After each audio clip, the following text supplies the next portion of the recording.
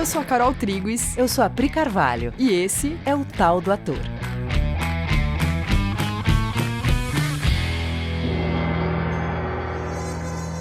E aí, galera? Já começamos hoje! Tudo bem, amores? Como vocês estão? Gente, você já se perguntou uma coisa aqui? Você já se perguntou qual é a sua disponibilidade para mudanças de rumo? Sabe, como você encara mudanças? Como é para você entrar num ambiente diferente do ambiente que você está acostumado? Com metodologias diferentes daquelas que você conhece bem, gosta e já domina? Porque as coisas ficam mudando de rumo o tempo todo, né? De repente, tudo online, pandemia, aí volta do online. As coisas ficam acontecendo o tempo todo. Onde é esse lugar que não muda e o lugar que muda, ou que pode mudar? Quando você tem uma meta de usar a arte para unir as pessoas, as mudanças de rota que aparecem no caminho são oportunidades da gente se unir para descobrir o que a gente precisa fazer nessas novas rotas que aparecem, né? E quando eu tenho a meta em culpar ou me culpar e me separar, as mudanças de rota também são oportunidades para isso. Quando a Carol chegou com essa ideia de tema, né, qual é a sua disponibilidade para mudanças de rota, a gente conversando logo de cara, veio na minha cabeça uma história que eu vivi bem no começo da minha carreira e que foi uma história muito emblemática e que eu achei que tinha tudo a ver com esse tema, e a gente achou que contar essa história aqui ia fornecer um exemplo bem prático, bem objetivo de uma lida de um ator frente a uma demanda de mudança de rota. Sim. Então vamos lá. Foi assim, a primeira peça que eu fiz aqui em São Paulo, eu cheguei em São Paulo e acho que um mês depois, no máximo, eu encontrei por acaso uma amiga que fez faculdade comigo lá em Curitiba. Ela estava um ano na minha frente, a Patrícia Vilela. A Patrícia estava produzindo uma peça para a qual ela tinha ganho Lei Rouanet e patrocínio, tinha captado o patrocínio da Petrobras. Ela ia fazer como atriz e ia produzir. Ela e o Daniel Gagini, marido dela na época. Era uma adaptação da peça Proposta de Casamento, do Tchekhov, e teria a direção do Rodolfo Garcia Vasquez. E tinha um papel em aberto, que era o papel da empregada, que era um papel que, na verdade, não existia no texto, mas que existiria na montagem. Quando ela me chamou para fazer empregada, e não é que tem uma mudança de rota necessariamente ali, nesse convite, né? É que tudo isso gerou uma mudança de rota interna de cara. Por quê? Eu tinha passado os últimos 4 anos da minha vida trabalhando com muito texto, com texto clássico. Tinha passado muitos anos fazendo muito Shakespeare, muita peça de época, né? Acostumada com falar. Primeiro você fala, você entende o que o personagem está falando, por que ele está falando, e tudo vem a partir da fala da personagem. Eu estava bastante treinada em fazer isso. E de repente eu sou convidada para fazer uma peça que a personagem, ela não tem nenhuma fala escrita e ela é só o humor físico. Era uma coisa que eu nunca tinha feito na vida. Só que eu sabia fazer. Eu sabia que as pessoas sempre me diziam assim que eu era engraçada com o corpo, eu fazia coisas com o corpo, assim. Só que eu nunca tinha feito isso profissionalmente. E eu pensei, bom, tudo bem, eu não tô pronta, mas eu acho que eu consigo ficar pronta pro trabalho, né? Uma menção aqui ao nosso episódio retrasado. Enfim. Só que tudo era uma mudança para mim, porque assim, a Patrícia, o Daniel e o Rodolfo, eles já tinham trabalhado como companhia, já tinham trabalhado juntos há muitos anos atrás. Eles se conheciam, sabiam tudo um do outro, do jeito do outro trabalhar, e tinha mais 2 atores no elenco também, que já se conheciam, e eu era a única nova ali. E tudo era uma mudança para mim, assim. Tinha uma coisa que era o lugar de aderência, que eu percebia que eu estava em meio a artistas que tinham muito a ver comigo no que dizia respeito à meta. Eles eram pessoas, são até hoje, pessoas absolutamente comprometidas com uma entrega de impacto, uma entrega transformadora através da arte. Tanto que até hoje, todos esses 3 que eu estou mencionando têm carreiras sólidas, muito pautadas por coisas que trouxeram benefícios sociais e para o coletivo, né? Então isso era uma coisa que, nossa, eu queria muito estar com aquelas pessoas. Só que em termos de linguagem teatral, eles faziam tipo o oposto do que eu estava fazendo até então. Ok, aí a gente começa a ensaiar. E estão lá conversando sobre o texto. E eu percebo que a metodologia é toda muito diferente. Até porque eu nunca tinha feito um processo onde você tinha um texto base, mas você faria muitas adaptações e muitas criações em cima desse texto. Eu estava acostumado com processos mais... Em cima do texto pronto. Isso, onde você senta, faz um ensaio de mesa e conversa muito sobre aquele texto e vai levantando dados do texto. E era uma coisa muito solta, assim, de vai pra cena, improvisa aí. E coisas que hoje nós duas já fizemos muito, mas que naquela época era tipo, meu Deus, eu sentia assim, eu não sei fazer isso. Eu não sei pensar desse jeito, eu não sei... E eu ainda não tinha... o meu personagem estava só na cabeça do Rodolfo, né? Ele dizia, não... Ele não existia no texto, Ele né? não existia no texto. E a ideia que o Rodolfo tinha tido era muito boa, que era, a gente vai ter uma personagem, que é uma empregada, que vai ser o comentário dessa ação dentro da própria ação. Ela vai ser os olhos da plateia dentro da cena. Então isso eu sabia. E eu tinha algumas referências. A gente já viu esse tipo de personagem da empregada que triangula, né? Com a plateia. Eu tinha na cabeça, eu sabia, né, uma referência, eu sei mais ou menos o que é isso. Nunca tinha feito. E no começo do ensaio, eu percebo rapidamente que eu tô sofrendo. Eu tô sofrendo, eu tô resistindo. Eu não era a pessoa mais maleável do mundo na época. Eu acho que eu não tô aqui hoje em dia falando tanto nesse podcast, se não por muita experiência própria, né? Muita autorreflexão e muita mudança. Então eu não diria na época que eu tava resistindo, mas eu tava resistindo. Eu tava resistindo a toda aquela metodologia alienígena para mim de trabalho. Então, nessa postura de estar resistindo, você também fica muito crítica. Então, eu achava as propostas do Rodolfo tudo meio mais ou menos. Gostava meio médio, e você entra em desconfiança. Porque, no fundo, você está desconfiando de si, só que você projeta isso no outro, né? Então, eu estava em desconfiança. E eu estava, né, sofrendo bastante, achando que... Horas eu achava que eu estava indo muito mal, que coitado dos meus amigos, a Patrícia vai se arrepender de ter me contratado. Ora, eu achava que eles não estavam indo tão bem, que o Rodolfo não estava prestando atenção em mim, que o Rodolfo, o diretor, não sabia exatamente como me ajudar. Que eu vejo que, de fato, ele estava esperando o momento certo de me dizer as coisas que precisavam ser ditas. Né? Hoje, tendo muita experiência de direção... Sim. Eu sei, né? Que hoje, como né, a gente que faz esse papel de professora e diretora, a gente vê, né, que tem a hora de esperar para ver o que acontece ali, para saber até o que dizer, né? Você tem que começar de algum lugar. O ator faz alguma coisa e aí você descobre o que você tem a dizer sobre aquilo. Né? Às vezes você não tem nem claro na sua cabeça o que você tem para dirigir até que algo aconteça, né? E o Rodolfo estava sendo... Eu acho que bastante paciente, porque certamente, eu nunca chequei isso com ele, mas certamente ele tinha um entendimento que eu só fui ter mais pra frente. Porque pensa comigo, se o personagem não existe escrito, se ele vai ser criado, né, por mim ali junto com o elenco, e ele vai ser um comentário da ação que está acontecendo, essa ação precisa ser levantada primeiro, ela precisa começar a acontecer.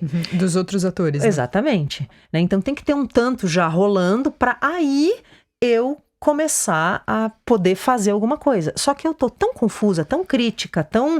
Meu Deus, isso aqui não é pra mim, meu Deus, eu não... Só que também era uma situação que era assim.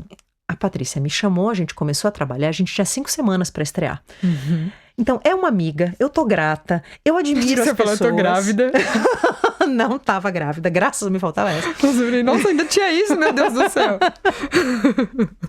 Né? Então, assim, eu tô achando as pessoas incríveis, eu admiro essas pessoas, mas eu tô muito, tipo, esse trabalho não é pra mim, só que eu não posso agora, depois de, sei lá, 1 semana e meia, 2, dizer, gente, tô fora. Eu ia ter mais só 3 semanas, não ia fazer isso.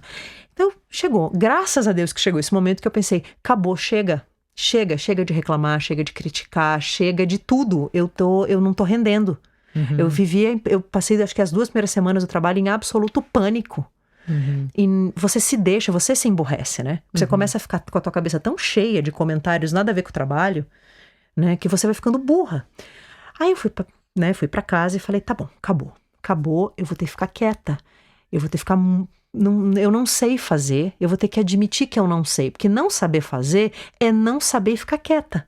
Não saber é ficar dizendo que ele trabalha de um jeito que eu preferia que ele não trabalhasse, que ele faz não sei o que eu preferia que não fosse assim, ficar quieta. Aí, nessa de ficar quieta, eu cheguei no ensaio muito comprometida, a respirar fundo e me calar. E aí eu comecei a entender isso que eu falei agora há pouco, que eu tinha que esperar os meus amigos realizarem uma cena para eu poder comentar sobre ela. Eu tinha que ter um tanto da peça feita para minha personagem poder começar a acontecer. Então fazia sentido que o Rodolfo ficasse bem de boa, esperando. Por isso que eu acho que ele já sabia o tempo todo. É que a gente nunca conversou. E é muito louco, né, que você falando agora, tem uma obviedade nisso, né? Sim. Se ela ia fazer o comentário de uma ação, essa ação precisava primeiro viver para você descobrir o que você ia comentar sobre, né? Descobrir que humor tinha ali. Só que é impressionante como se nessa hora a gente entra em preocupação, julgamento, crítica, né? Culpa a si mesmo, culpa o outro. Não tem como você ver o óbvio. A gente fecha a nossa mente num nível que depois você fala, nossa, gente, eu não tinha visto isso que é tão óbvio. Absolutamente óbvio. E tem uma outra coisa, você falando aqui, que eu me lembro também, que tem muita insegurança, né? Do tipo, assim, você quer mostrar serviço. Você não tem tranquilidade, naquela época eu não tinha tranquilidade de dizer, essas 2 primeiras semanas são as minhas semanas de observação bem tranquilona, bem deixando chegar. Né? Não, eu queria mostrar serviço, gente. Imagina, eu vou ficar 2 semanas aqui olhando, vendo esse negócio ser montado. Eu tenho que ter alguma coisa pra fazer, eu tenho que ter aqui um uou! E nessa você começa a fazer umas propostas que depois dá vergonha em você mesmo, né? Porque você fez propostas baseadas no nada, só numa preocupação, numa vontade de se sentir aceito ou competente, né? Uhum. Enfim. Bom, aí, nesse ensaio que eu chego finalmente, né, com a mente mais lúcida, eu começo a observar. Eu me lembro que eu até comecei fora da cena, assim, né? Ali do lado do Rodolfo, eu me permiti ficar sentada olhando para ver o que estava acontecendo. Aí, quando eu achei que era hora, eu levantei e fui para a cena. E aí eu passei vários ensaios em cena, parada como aquela empregada estaria, né? Uma peça que começava no século XIX, depois a gente ia fazendo muitas loucuras com essa peça. Mas a primeira cena, que era como se fosse uma encenação realista clássica de Tchekhov, aquela empregada estaria ali, né? De uniforminho, bonitinha, paradinha, muda. Então eu me permiti ficar ali. E aí eu fui percebendo, né, naturalmente, que conforme a cena ia acontecendo, eu ia tendo vontades, comentários nasciam na minha cabeça. Eu não precisava manufaturar nada.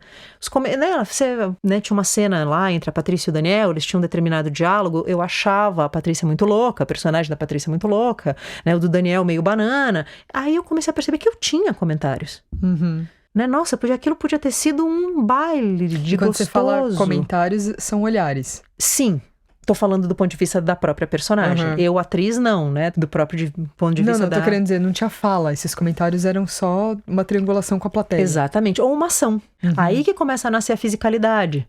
Né? Eu, por exemplo, ela faz um gesto meio estapafúrdio e eu já me coloco porque eu acho que ela vai derrubar alguma coisa. Então eu já seguro a bandeja. Aquilo vira uma piada. A plateia que vê, ela entende que eu tô dizendo, essa maluca vai derrubar tudo. Então eu vou vir aqui e vou segurar. Mas eu não falo nada, eu só vou lá e seguro tudo. Aí eu comecei a entender, né, a personagem, ela foi nascendo, a partitura corporal foi vindo e eu nunca tive que pensar em fazer um humor físico. Que legal. Porque a coisa foi acontecendo. Só que isso, para mim, foi uma grande mudança na maneira como eu trabalhava. Porque eu entendi muitas coisas. Eu entendi que tinha um jeito menos tenso e responsável e comprometido desse lugar assim para trabalhar, que eu nunca tinha conhecido. Eu entendi que tinha um outro lugar para esperar as coisas chegarem. Eu entendi que as relações de cena podiam me dar muito mais do que eu sabia que elas podiam me dar até então. Eu aprendi que eu sabia fazer rir sem falar, só com o corpo. Ai, que legal. Eu aprendi muita coisa, né? Tanto que no final, quando a peça estreia, e aí os críticos vão ver e tudo, essa personagem da empregada, ela foi muito reconhecida, ela foi muito elogiada. Um processo que começou muito penoso, muito autocrítico. Eu sou grata, né, a ter tido um diretor experiente, porque o Rodolfo não se abalou, mas poderia ter criado uma treta. E que no final eu percebo que foi o processo mais maravilhoso para mim, o que mais me ensinou, só que me custou muitas mudanças de rota na minha maneira de trabalhar. Porque tem o certo, né? O certo na nossa cabeça, né? Tem um jeito. Eu entrei naquele trabalho muito defendendo um certo, um jeito e desafiando tudo que fosse diferente daquilo. Né? E às vezes nem é um desafio que você faz consciente, né? Às vezes é uma crítica interna que você faz, é uma respiração torta que você dá, né? É uma má vontadinha de experimentar uma coisa nova, né? É um não, né? Na verdade é uma postura de não interno. Que não é nem que você fala não com a boca. Talvez com a boca você fale sim, mas tem um não dentro que fica te guiando, né? Sim. E como eu parei com isso, né? Como eu parei com essa postura, né? E entendi que, putz, então se eu vou fazer essa peça, eu vou fazer, senão vai dar ruim. Eu parei de lutar contra. E aí que eu começo a aprender uma série de coisas que eu não sabia. Porque quando você tá lutando contra, você não aprende, né? Hoje eu sei, desde essa primeira experiência, né? Que tem um jeito para você entrar num ambiente desconhecido. Que é fazendo perguntas. Falando e impondo o mínimo, não criticando e em postura de aprendizado. Eu aprendi que quando você entra num processo novo, você tem o que você sabe, mas você vai entrar para aprender como que esse processo novo vai ser. E aos poucos, aquele teu ferramental que você trouxe, você vai usando ou não. Nossa, isso economiza um sofrimento inicial que ele pode só não tá ali, né? Se eu entrar pra aprender, pra perguntar. Porque quando você entra nessa postura, você já entra numa postura de eu tô aberto pra fazer parcerias, né? Eu tô dando um voto de confiança. Sim, total.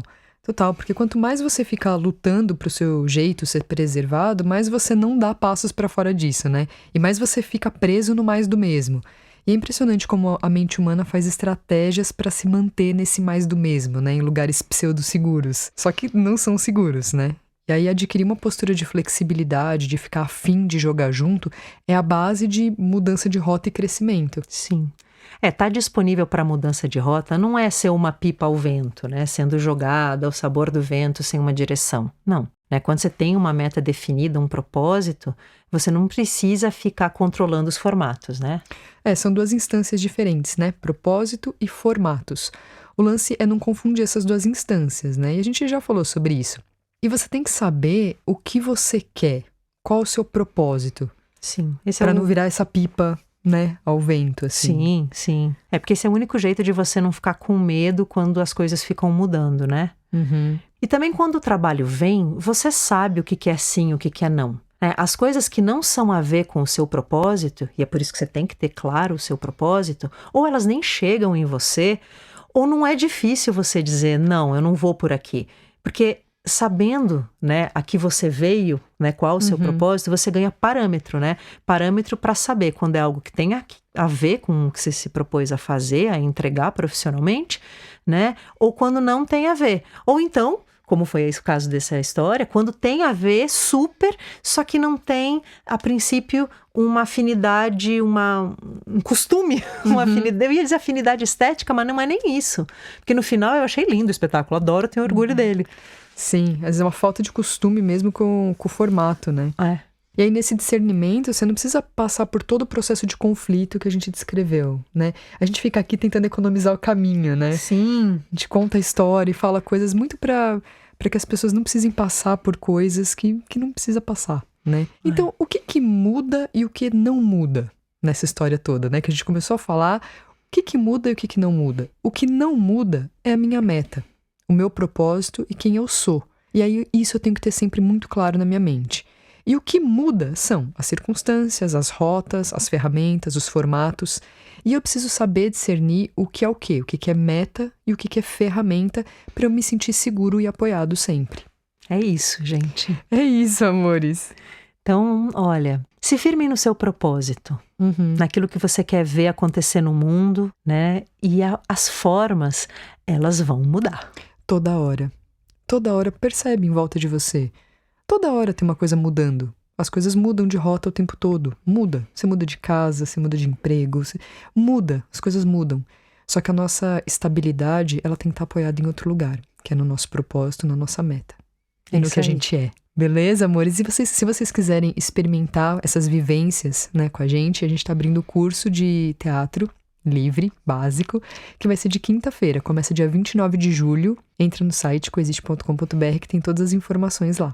Você ouviu ela falando livre básico? Porque a gente nunca fala que a gente tem 2 módulos avançados. Sim. Só que a porta de entrada é sempre o módulo 1, que é o básico. Sim. Então, beijo, amores. Até semana que vem. Até!